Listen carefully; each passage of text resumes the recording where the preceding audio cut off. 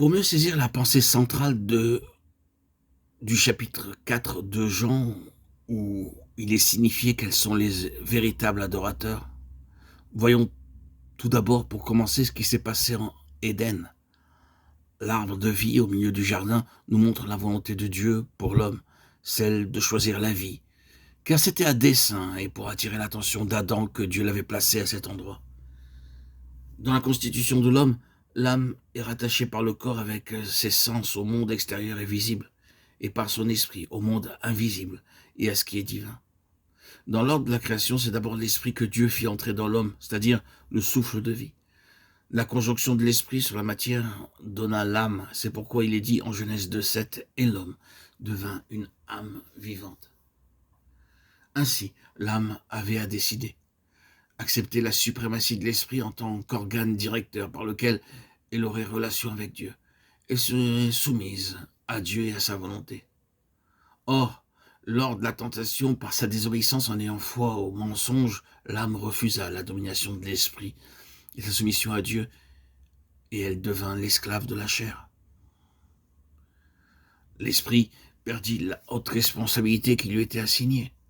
L'homme devint psychique et vécut par les ressources de son âme et dans son âme. Satan avait désormais le terrain par lequel il dominerait sur la créature de Dieu et s'opposerait par elle à son dessein, celui de faire de l'homme un roi en union avec son fils. Il pouvait dès lors s'opposer à ce que Dieu possède une race issue de sa vie et rendue semblable à son fils. C'est ainsi qu'il mit Dieu à l'écart en assujettissant sa créature à la séduction. Il vola à Dieu l'adoration, c'est-à-dire la suprématie, la souveraineté absolue dans notre vie. Ceci projette à présent la lumière sur ce chapitre 4 et nous conduit à la compréhension de la pensée de Dieu exprimée dans les versets 21 à 24 de ce chapitre de l'évangile de Jean. Pour comprendre ce que sont les vrais adorateurs, la vraie adoration, il nous faut regarder attentivement la parole du Seigneur dans Jean 4, 34. Nous avons dans ce seul verset la réponse à cette question si vitale. Ma nourriture est de faire la volonté de celui qui m'a envoyé et d'accomplir son œuvre.